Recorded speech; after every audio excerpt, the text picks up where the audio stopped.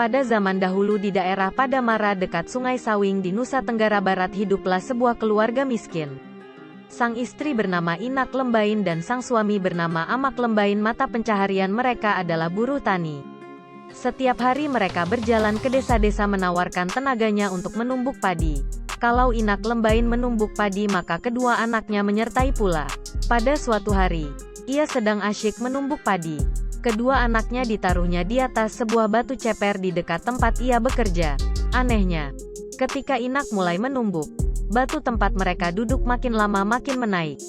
Merasa seperti diangkat, maka anaknya yang sulung mulai memanggil ibunya, "Ibu, batu ini makin tinggi." Namun sayangnya Inak Lembain sedang sibuk bekerja. Dijawabnya, "Anakku, tunggulah sebentar. Ibu baru saja menumbuk." Begitulah yang terjadi secara berulang-ulang. Batu ceper itu makin lama makin meninggi hingga melebihi pohon kelapa.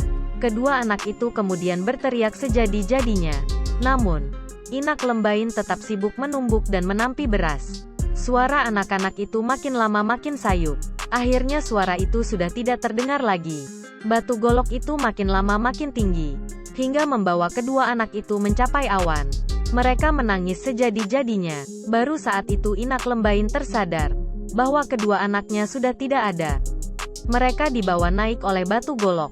Inak Lembain menangis tersedu-sedu. Ia kemudian berdoa agar dapat mengambil anaknya. Syahdan doa itu terjawab. Ia diberi kekuatan gaib. Dengan sabuknya ia akan dapat memenggal batu golok itu. Ajaib. Dengan menebaskan sabuknya batu itu terpenggal menjadi 3 bagian. Bagian pertama jatuh di suatu tempat yang kemudian diberi nama Desa Gembong oleh karena menyebabkan tanah di sana bergetar. Bagian kedua jatuh di tempat yang diberi nama Dasan Batu oleh karena ada orang yang menyaksikan jatuhnya penggalan batu ini. Dan potongan terakhir jatuh di suatu tempat yang menimbulkan suara gemuruh, sehingga tempat itu diberi nama Montong Teker. Sedangkan kedua anak itu tidak jatuh ke bumi. Mereka telah berubah menjadi 2 ekor burung. Anak sulung berubah menjadi burung kekuwo dan adiknya berubah menjadi burung kelik. Oleh karena keduanya berasal dari manusia maka kedua burung itu tidak mampu mengerami telurnya.